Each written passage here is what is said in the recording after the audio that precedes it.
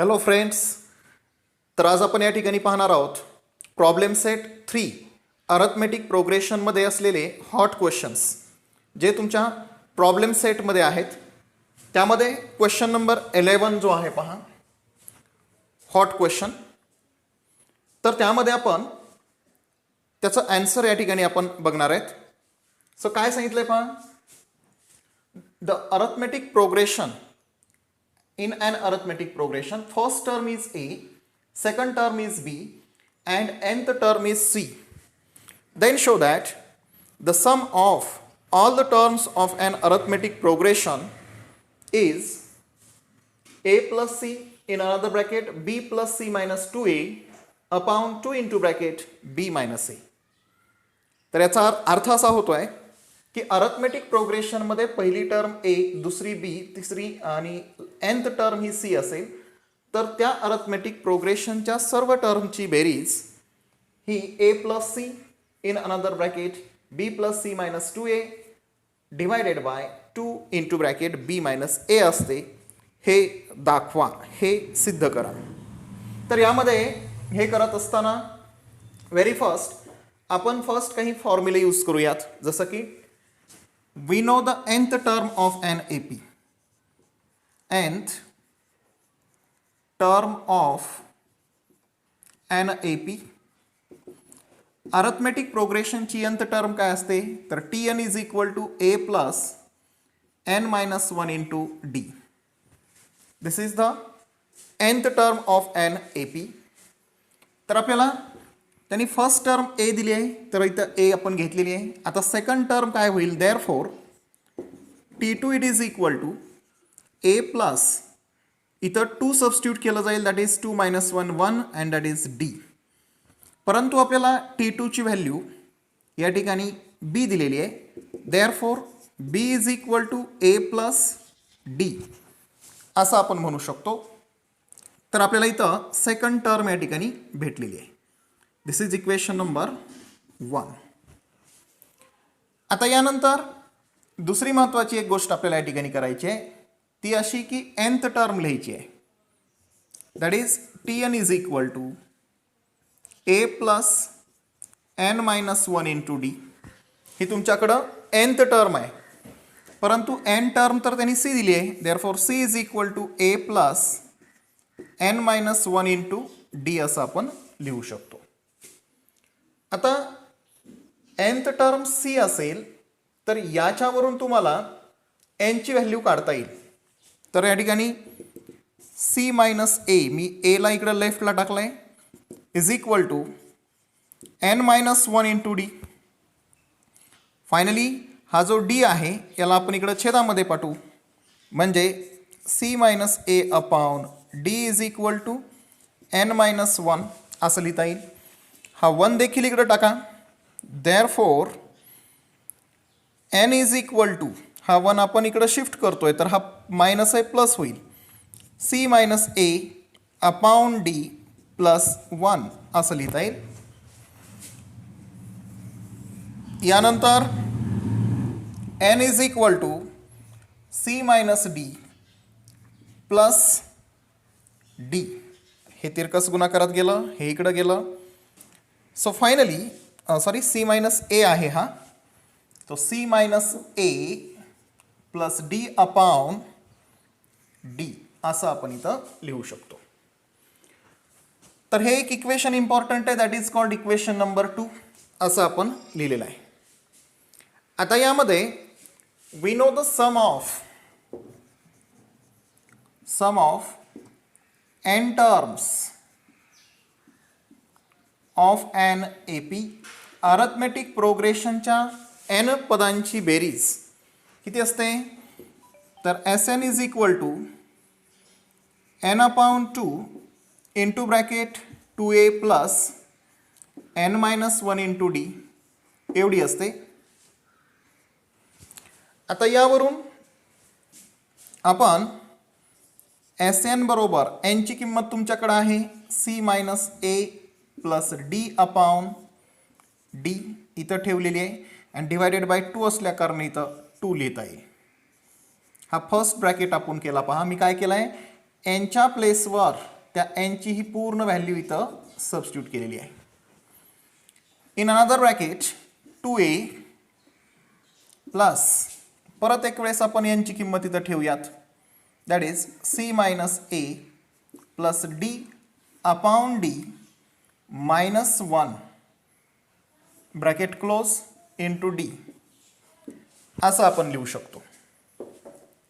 आता आपल्याला काय काम करायचं आहे तर c minus a plus d upon 2d असं इथं लिहायचं आहे. आता या ब्रॅकेटमध्ये 2a आता हा बघा हा मायनस डी होईल, ह्या प्लस डीशी तो कॅन्सल होऊन जाईल आणि फायनली खाली ते डीच राहील. म्हणजे plus c minus a upon D इथं शिल्लक राहणार आहे आणि हा डी इथं असाच राहील. आता शेवटी ह्या डीने याला आपण गुणलं तर हा डे देखील त्या ठिकाणी कॅन्सल होऊन जाईल. म्हणजेच c minus a plus D upon 2d in another bracket 2a plus c minus a असं शिल्लक राहील. आता 2a मधून एक a मायनस करून टाका म्हणजे फायनली तुम्हाला असं भेटणार आहे. इथं आपण ते लिहूयात.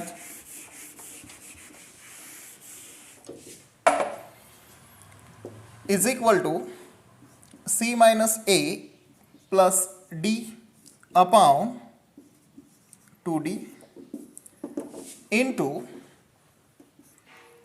a प्लस c असं या ठिकाणी शिल्लक राहील. 2a मधून एक a मायनस केला.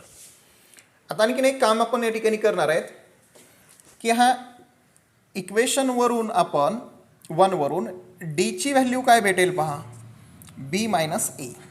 But d is equal to b minus a असं आपण लिहू शकतो. तर d ची व्हॅल्यू ठेवू. Therefore Sn is equal to c minus a plus b minus a and divided by 2 into bracket b minus a असं करता येईल. ह्या ब्रॅकेटमध्ये a प्लस c म्हणता येईल. तर फायनली मायनस ए 2a होईल. That is c plus b minus 2a in another bracket a plus c and last divided by 2 into bracket b minus a. This is Sn. तर अशा पद्धतीनं finally तुमच्याकडं Sn म्हणजेच arithmetic प्रोग्रेशनच्या सर्व टर्मची जी सम आहे ती त्यांनी सांगितल्याप्रमाणे आपल्याला आलेली आहे. फक्त हा ब्रॅकेट आपण आधी लिहायचा आहे आणि हा नंतर लिहायचा आहे.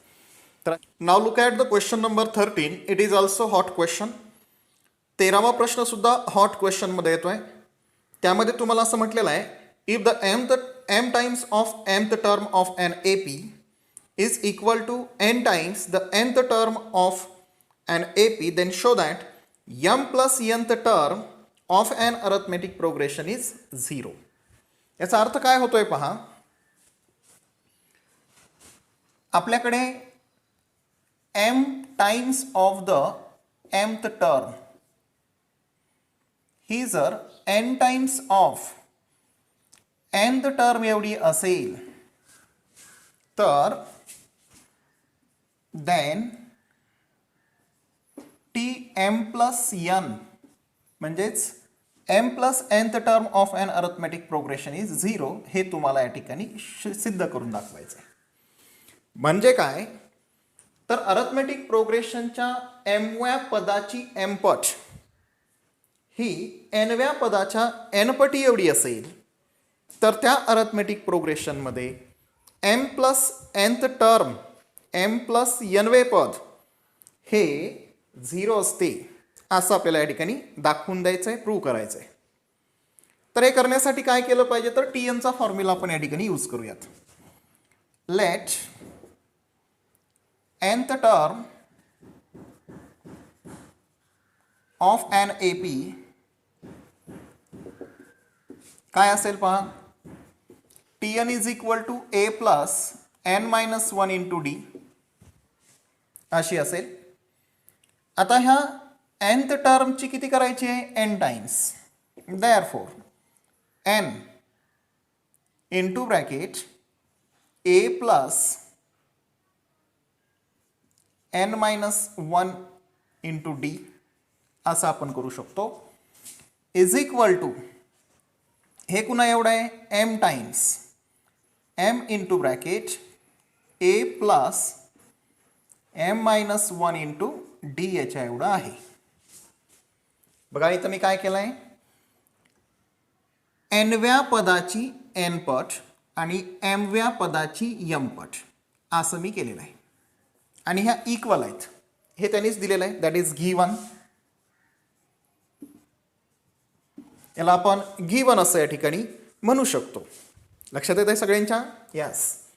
आता पहा हे आपल्याला दिलं असेल तर आपण याच्या आधारे काय करायचं आहे की ह्याला सॉल्व करायचं आहे आणि मग पाहू याच्यामध्ये काय करता येईल आपल्याला. तर फर्स्ट मी असं म्हणन एन ए प्लस मध्ये मल्टिप्लाय केल्यानंतर N into bracket N minus one into D is equal to M A plus M into bracket M minus one into D हे असं मला लिहिता येईल. आता फायनली ह्या टर्म्सला आपण लेफ्टला घेऊयात. देअरफॉर किंवा ह्याला आपण लेफ्टला घेऊयात. हे आहे तसं ठेवा.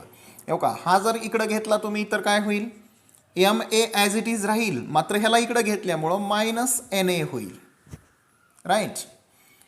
प्लस आता हा जो पार्ट आहे तो इथं आहे तसा M into bracket M minus one into D आणि हा इकडं घेतल्यामुळं minus N into bracket N minus one into D is equal to zero. अशा पद्धतीनं हे इक्वेशन आपल्याला पाहायला भेटेल.